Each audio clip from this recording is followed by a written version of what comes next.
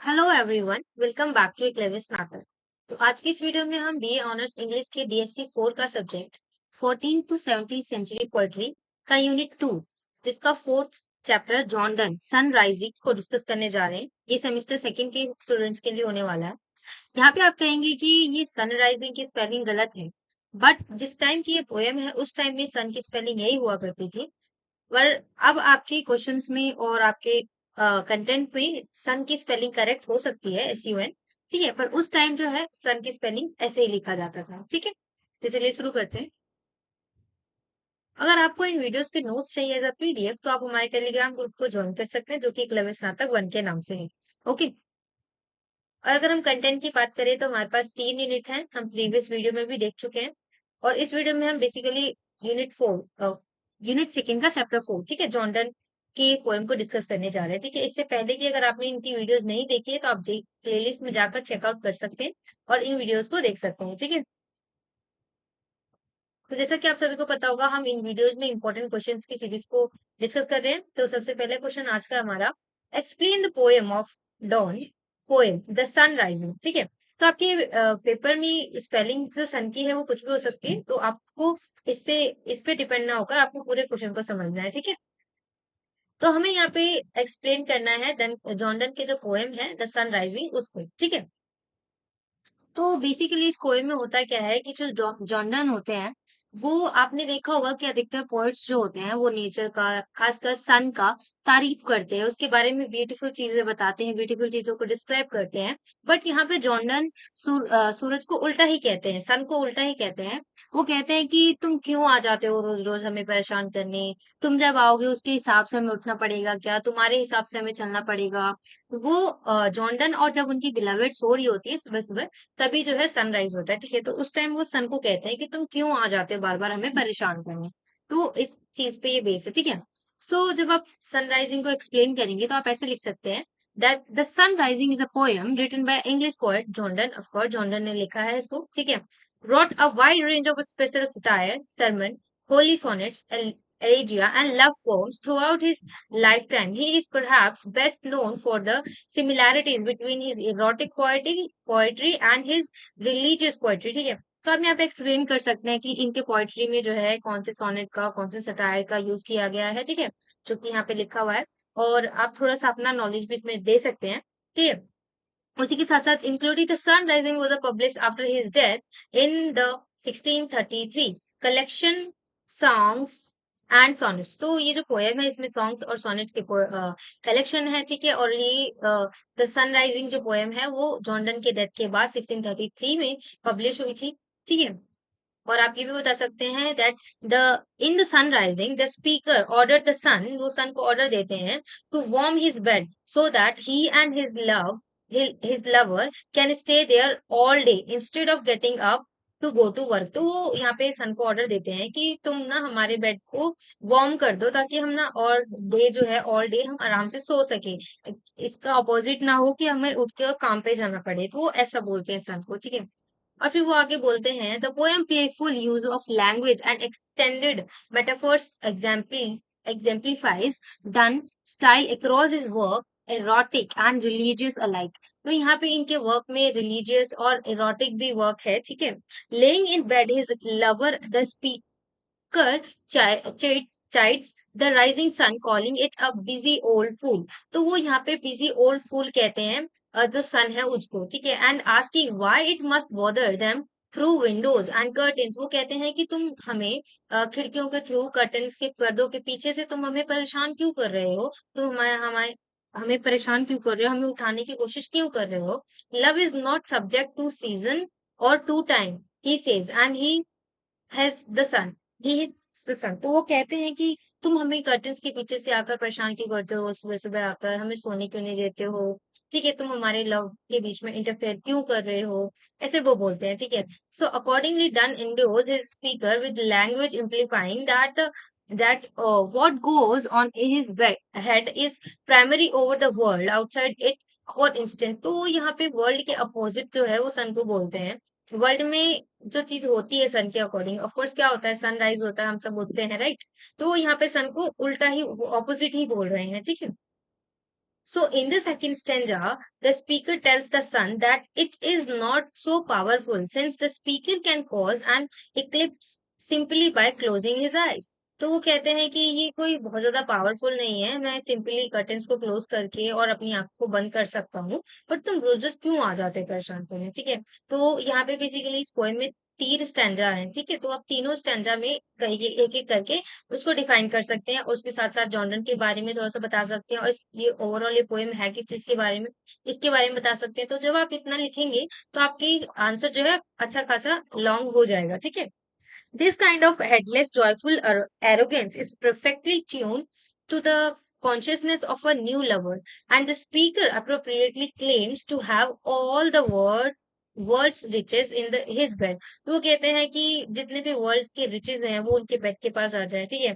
The speaker captures the essence of his feeling in the final stanza when, after taking pity on the sun and deciding to ease the burden of his old age, he declares in shine here to us and thou art everywhere. तो वो last stanza में बोलते हैं, वो accept करते हैं, वो अपने बर्डन को एक्सेप्ट करते हैं, वो अपने ओल्ड एज को एक्सेप्ट करते हैं और डिक्लेयर करते हैं शाइन करने के लिए हमें बताते हैं, ठीक है। एवरीवेयर सन को बोलते हैं एवरीवेयर तुम शाइन करो, ऐसा ऐसा होता है, ठीक है। तो ये आप एक एक करके तीनों स्टैंडा में बता सकते हैं। जैसे कि फर्स्ट स्टैंजा में वो सन को क्या बोलते हैं, बिजी ओल्ड फूल, क्यों हमें तुम रोज डिस्टर्ब करने आ जाते हो थ्रू कर्टेन्स एंड विंडोज, है ना। नेक्स्ट क्वेश्चन है, in the sun rising how does the speaker uses the concept of the sun, ठीक है। तो आप यहाँ पे आपको बताना है ये जो कॉन्सेप्ट है उसका कैसे यूज किया गया है। तो कॉन्सेप्ट का मतलब आप ऐसे समझ सकते हैं, कोई चीज जब लॉजिकली हो, कॉम्प्लेक्स तरीके से बताई गई हो, या फिर सरप्राइजिंग मेटाफोर्स, ठीक है, whose delights are more intellectual than sensual, sensual से ज्यादा इंटेलेक्चुअल जो चीजें होती हैं वो कॉन्सेप्ट होती है, ठीक है। तो कॉन्सेप्ट में क्या होता है बेसिकली, यहाँ पे जॉर्डन किस तरीके से यूज करते हैं। So then the sun rising is addressed to the sun, full stop. The poem has the poet speaking in voice of a lover। तो जो poet हैं वो एक lover के voice में बात कर रहे हैं, ठीक है। Reproaches the sun for disrupting the pleasure of the night with his beloved। तो वो कहते हैं कि कैसे वो सन को बोल रहे हैं कि तुम हमें डिस्टर्ब कर रहे हो उनके नाइट में उनके बिलवेड के साथ, ठीक है। The conceit of the sun runs the throughout the poem, and the sun presented as a wind wearer app pepping Tom, who bother the lovers through the curtains and windows and interferes in their love making। तो उनके love making में interfere करते हैं through curtains and Windows, ठीक है। तो वो इस तरीके से यहाँ पे कॉन्सेप्ट को यूज करते हैं, ठीक है, जहां पर सेंसुअल चीजों ना यूज करके वो इंटेलेक्चुअल चीजों को यूज कर रहे हैं, ठीक है। नेक्स्ट क्वेश्चन है हमारे पास। तो जैसे कि मैंने आपको आई थिंक प्रीवियस वीडियो में बताया था कि ये पोयम है, तो आपके पोयम्स में से ना किसी भी स्टैंजा को उठाकर आपसे पूछा जा सकता है कि ऊपर जो स्टैंडा लिखा है उसको एक्सप्लेन करिए, उस पर कमेंट करिए क्रिटिकली, ठीक है। तो आई विल सजेस्ट यू कि आप आपके जितने भी स्टैंजाज हैं आप सभी को पढ़कर और अच्छे से समझ कर जाएं, ठीक है। तो ये हमारा फर्स्ट वाला जो स्टैंजा है, बिजी ओल्ड फूल अनरूली सन, इसके बारे में बताना है, ठीक है। इसको हमें एक्सप्लेन करना है और क्रिटिकली कमेंट करना है, ठीक है। So it is immediately obvious that personification is going to play an important role in this poem. सो यहाँ पे आप सभी को पता होगा कि पर्सोनिफिकेशन हो रहा है। यहाँ पे जब पर्सोनिफिकेशन क्या होता है, जब किसी चीज को मैन से लाइक रिलेट करके बताया जाता है, ठीक है, ह्यूमन से, ठीक है। जैसे सन को बोला जा रहा है, सन को एज अ पर्सन समझ के ही तो बोला जा रहा है ना उसको, तो कि तुम रोज क्यों आ जाते हो परेशान करने वगैरह वगैरह, ठीक है। तो किसी नेचुरल चीज का जब ह्यूमन से रिलेट करके तो पर्सोनिफिकेशन, ठीक है। The sun is referred to as a unruly busy old fool. तो यहाँ पे कैसे सन को जो है अनरूली, जिसको रूल नहीं करा जा सकता, और बिजी ओल्ड फूल की तरह उसको बताया गया है, एकदम पागल फूल, है ना।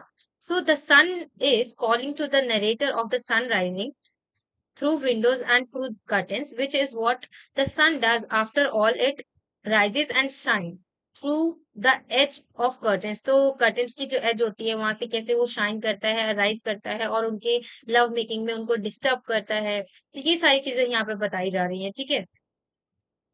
और इसी के साथ साथ वो बोलते हैं कि the calling then is simply the narrator and whoever they are with, जिसके साथ भी है वो उसको डिस्टर्ब करते हैं, दैट इज मॉर्निंग, ठीक है, that it is morning, the narrator begins to list of all of the other things the son could be doing, remained oversleeping school children, और वो भी ये भी बोलते हैं कि कैसे जो बच्चे सो रहे होते हैं उनको स्कूल जाना होता है तो उसको उनको भी तुम जगा देते हो, उनकी अच्छी खासी नींद बेकार कर देते हो, तो ऐसा भी बोलते हैं यहाँ पे, ठीक है।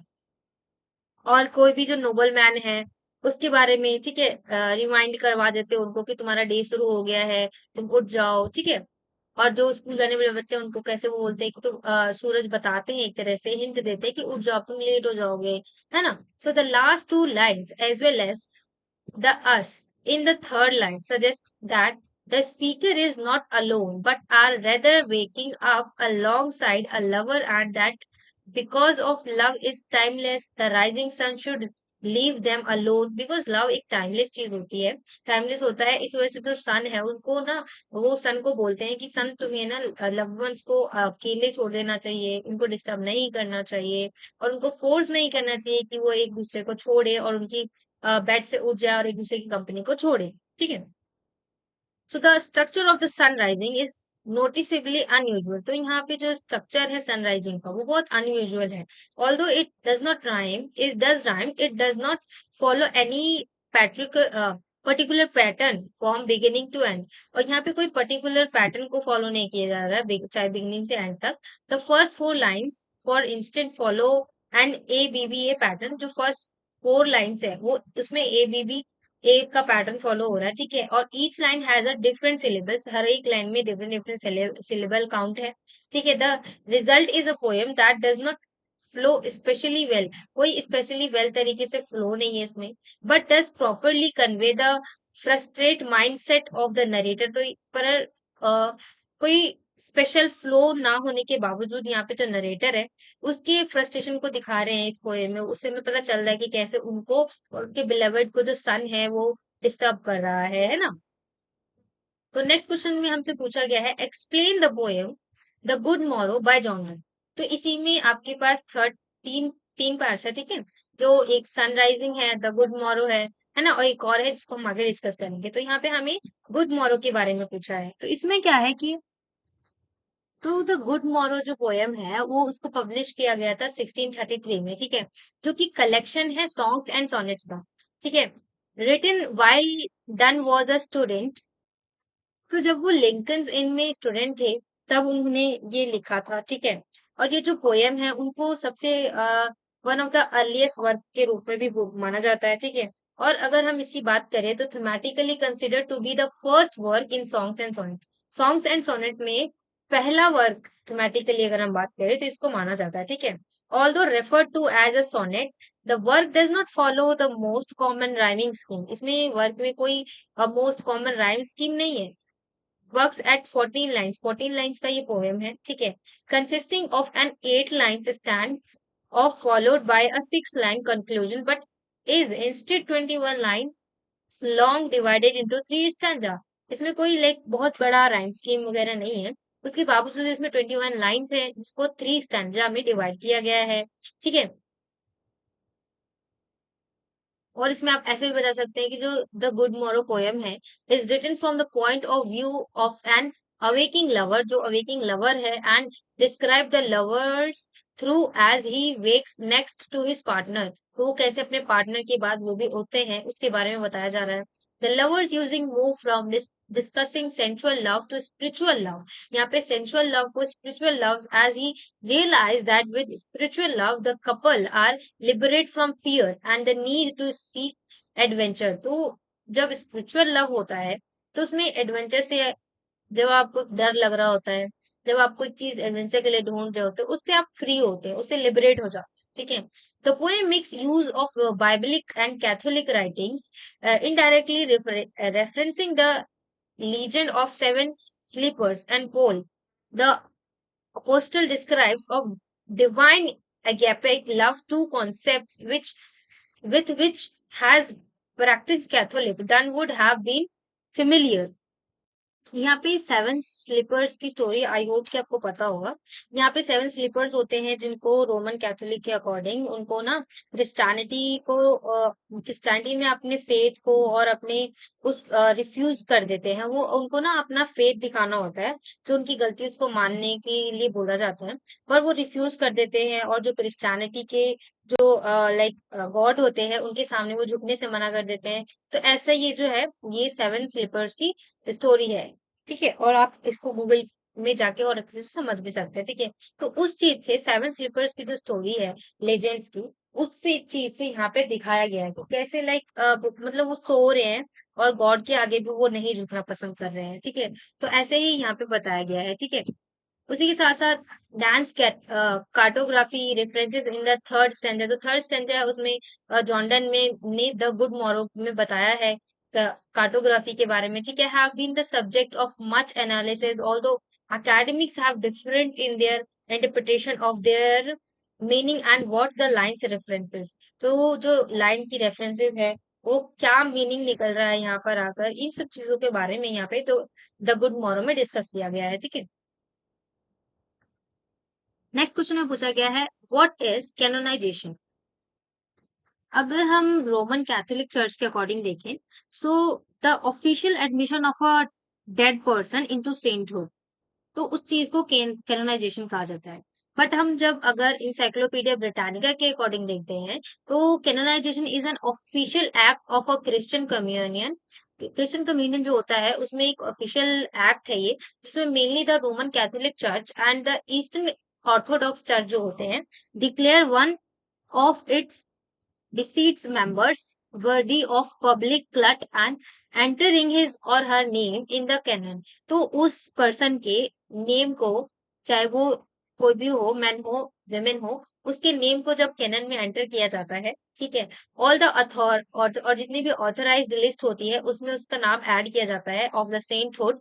ठीक है, of that communities recognised saints, जो उसके उस जो भी पर्टिकुलर कम्युनियन है उस कम्युनियन में जब उसको रिकॉग्नाइज किया जाता है किसी भी पर्सन के नेम को सेंटहुड में, तो उसको बेसिकली कैनोनाइजेशन कहा जाता है। ठीक है, for example in the poem there is attempt to establish the sacredness of love between a man and women through the use of religious language. तो इसमें अगर हम इस एग्जाम्पल की बात करें, इस पोएम से एग्जाम्पल की, तो इसमें कैसे मैन एंड वुमेन की जो रिलीजियस लैंग्वेज है उसको बताया गया है। ठीक है, and thematically link to the process of canonization, यहाँ पे कैनोनाइजेशन आएगा। ठीक है, इसको आप ठीक कर लीजिएगा। तो यहाँ पे आई थिंक जो बच्चे क्रिश्चियन होंगे उनको पता होगा और अच्छे से, या जो ज्यादा इंटरेस्ट रखते होंगे बाइबलिक चीजों में, उनके उनको पता होगा कैनोनाइजेशन क्या होता है। बट मैंने आपको एग्जाम्पल से बताया कि जो रोमन कैथोलिक चर्चेस होते हैं उसमें जब किसी भी डेड पर्सन की उसको सेंटहुड में उसके सेंटहुड के लिस्ट में नाम दिया जाता है, उनमें लिखा जाता है, उनके कैनन में ऐड कर दिया जाता है, तो उसको बेसिकली कैनोनाइजेशन कहा जाता है। Okay, I hope it is clear to you. Next हम देखते हैं how is the poem the good morrow is organised. आपके पेपर में चाहे वो द गुड मॉरो पोएम हो, ठीक है, द सन राइजिंग हो, या फिर कोई और पोएम हो, ठीक है, आपके सब्जेक्ट में जितने भी पोएम्स हैं उनमें से किसी से भी आपसे पूछा जा सकता है कि ये जो पोएम है, कोई भी पर्टिकुलर पोएम, उसको कैसे ऑर्गेनाइज किया गया है, उसमें क्या लाइक फॉर्मेट क्या है उसका, कितने स्टैंजा, कितने सिलेबल्स, कितने राइम, आयम्बिक, पेंटामीटर, हेक्सामीटर, किस चीज का यूज किया गया है उसके बारे में बताने की। तो यहाँ पे हम पर्टिकुलरली द गुड मॉरो के ऑर्गेनाइज तरीके को डिस्कस कर रहे हैं। सो ये जो पोएम है ये इसको दो पार्ट्स में डिफाइन किया गया है। ठीक है, तो जो फर्स्ट पार्ट है उसमें स्टैंडर्ड वन है, उसमें डील करता है कि the life of the lovers before they experience love. जो लवर्स होते हैं जब तक उन्होंने लव को एक्सपीरियंस नहीं किया है उसके पहले की लाइफ को डिस्कस करते हैं स्टैंडर्ड वन में। ठीक है, और जो सेकंड स्टैंडर्ड होता है उसमें क्या होता है कि the awakening after the experiencing love, love experience करने के बाद जो अवेकनिंग होती है उसके बारे में। ठीक है, और this experience marks a distinct shift in three perspective of life, the world around them and their understanding of it. जो उनके लवर्स हैं उनके अराउंड जितना भी वर्ल्ड है और उसको लेकर उनकी अंडरस्टैंडिंग क्या है। ठीक है, और ये जो पोएम है has 21 lines, split into three 7 lines stanza, 7 lines की स्टेंजा में उसको थ्री पार्ट्स में डिवाइड किया गया है। ठीक है, with the rhyme scheme A B A B C C C। ठीक है, ये इसका राइम स्कीम है। ठीक है, इसको आप देख लेना। आई होप कि आपने पढ़ा होगा 11th या 12th या आई थिंक 10th क्लास में कि राइम स्कीम क्या होती है। जब लास्ट की लाइनें जब मिल रही होती है तो पोएम के जो लास्ट के वर्ड्स होते हैं उनके साउंड सिमिलर निकलते हैं, तो उस चीज के बेसिस पर हम जो राइम स्कीम है उसको निकालते हैं, ठीक है। तो आपको किसी भी पोएम के बारे में वो किस तरीके से ऑर्गेनाइज है उसके बारे में बताना हो, तो आप थोड़ा सा उसका बैकग्राउंड बता दीजिए। उसमें कौन सी लाइनें हैं, कौन से राइम स्कीम है, कितने स्टैंजा है, कितने पार्ट्स में उसको डिवाइड किया गया है, इसके बारे में बता दे, ठीक है। तो वो जो है वो कंप्लीट हो जाएगा। और इसी के साथ साथ जो द गुड मॉरो पोएम है, इसमें the first 6 line in the stanza are in iambic pentameter, ठीक है, जिसमें 10 सिलेबल्स है जो कि अनस्ट्रेस्ड भी है और स्ट्रेस्ड भी है, ठीक है। And the last line is an iambic hexameter, यहाँ पे एच आएगा, ठीक है। तो जो शुरू की स्टैंजा है उसमें आयम्बिक पेंटामीटर का यूज किया गया है, और जो लास्ट की है उसमें आयम्बिक हेक्सामीटर का यूज किया गया है, जिसमें 12 सिलेबल्स है, ठीक है। पहले वाले में 10 सिलेबल्स है जो कि स्ट्रेस और अनस्ट्रेस दोनों है, और जो सेकंड वाला पार्ट है उसमें 12 सिलेबल्स है, ठीक है। आई होप कि आपको यहाँ तक सारी चीजें समझ में आई होंगी। अगर आपको समझ में ना आए तो आप कमेंट सेक्शन में पूछ सकते हैं, ठीक है। और आपको ये वीडियोस कैसी लग रही है कमेंट सेक्शन में जरूर लिखे। और अगर आपको वीडियो पसंद आए तो do like share and subscribe, and thanks for watching.